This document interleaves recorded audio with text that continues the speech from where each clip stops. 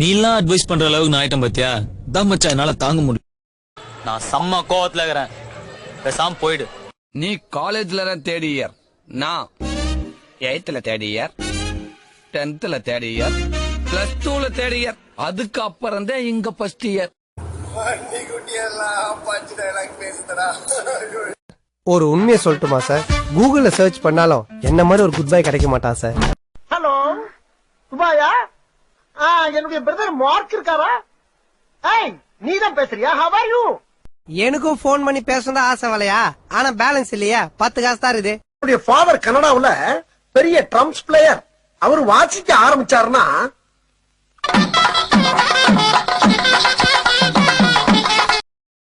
எங்க அம்மா எவ்வளவு சொல்லிச்சு, அவங்க எல்லாம் சேராத எல்லாம் என்ன சொல்லணும்.